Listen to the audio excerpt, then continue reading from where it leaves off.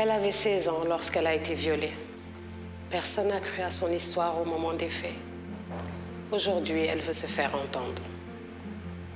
En 2009, je venais d'avoir 16 ans. Je venais d'obtenir mon diplôme d'études secondaires, le DEF. Avec cette joie, j'étais aux anges.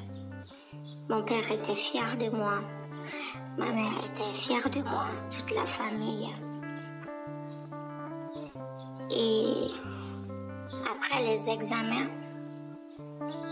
avant la sortie des résultats, je me suis liée d'amitié avec une camarade de classe qui était plus âgée que moi à l'époque de 2 ans. On partait au grain de son petit copain.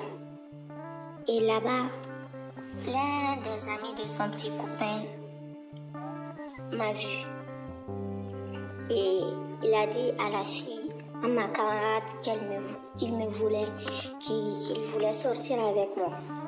À mon insu, je ne savais pas qu'elle avait dit au gars qui voulait sortir avec moi que j'étais d'accord avec la relation. C'est-à-dire l'ami de son petit copain. Donc, un jour, elle est passée à la maison, elle me dit qu'il y a l'anniversaire de sa petite sœur, de sa petite cousine, disons,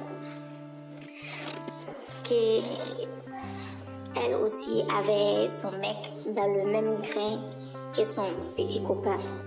Donc, qu'ils avaient décidé d'aller fêter l'anniversaire de sa petite cousine à la maison inachevée du gars qui me voulait. Et 1 heure après, il n'y avait personne. Même la fille dont l'anniversaire devait être fêté n'était pas présente. J'ai commencé à avoir peur. Et le gars, au début, il était gentil.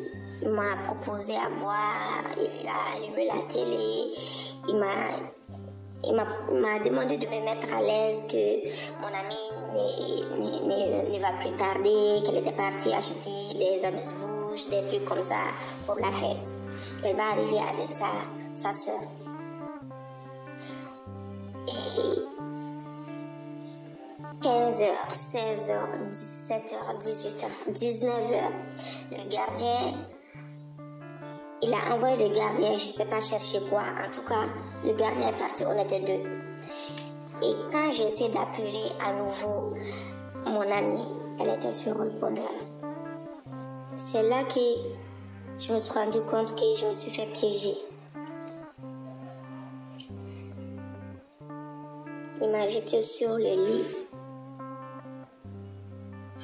Il m'a demandé de lui sucer le sexe. Qu'il allait me laisser partir si jamais je fais ça. Chose que j'ai faite. Il m'a embrassé de force.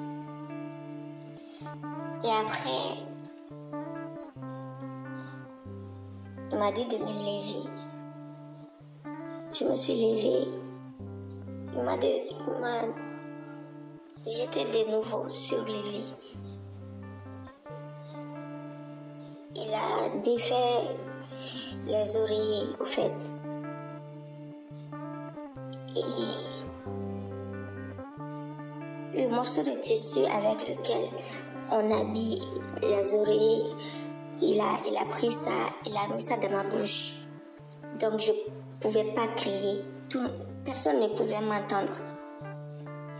Donc le Seigneur.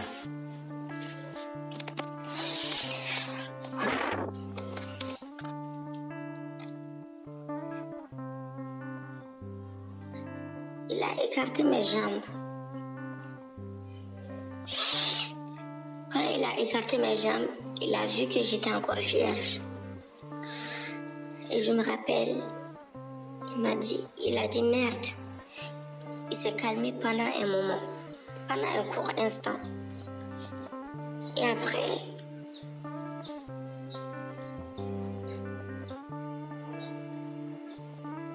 de nouveau, il m'a mis le tissu là dans ma bouche.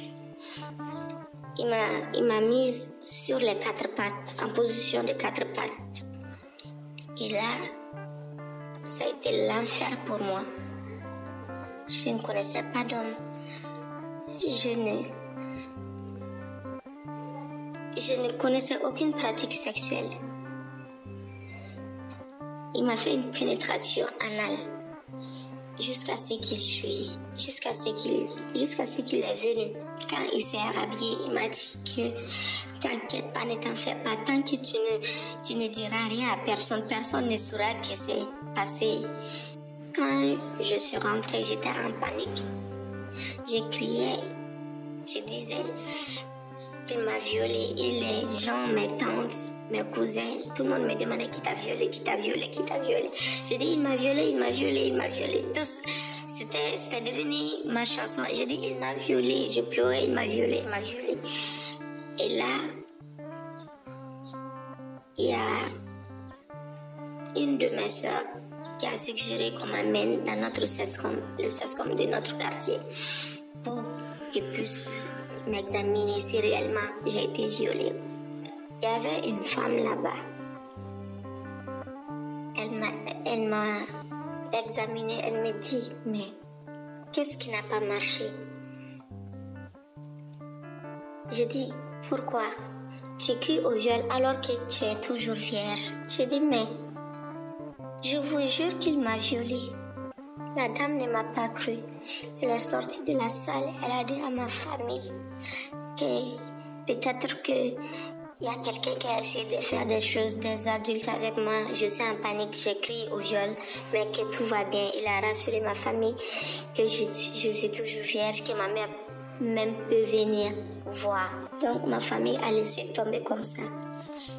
Et les gars, il est dans la nature jusqu'à aujourd'hui. À l'époque, j'avais 16 ans. Aujourd'hui, j'ai 28 ans.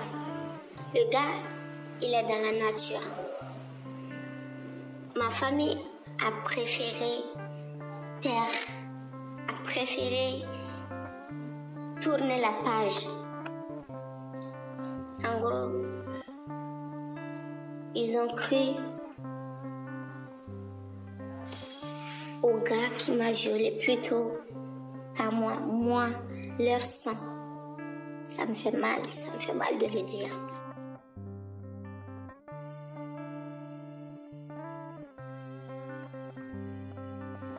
Très souvent, on ne prend pas la peine d'écouter les victimes, surtout si elles sont mineures ou que les faits ont eu lieu en famille. Pourquoi? Souvent, les personnes ont peur des représailles ou du rejet familial ou même de la pression sociale. Certaines victimes aimeraient sortir du silence, mais les parents ou autres proches les en empêchent. Il expose ces victimes à de nombreux risques. Margination sociale, symptômes de stress post-traumatique, symptômes d'anxiété, symptômes de dépression, comportements agressifs, idéation suicidaire et tentative de suicide, comportements d'automutilation, symptômes de dissociation et de dépersonnalisation. Soyons à l'écoute de ces victimes et aidons-les à sortir du silence.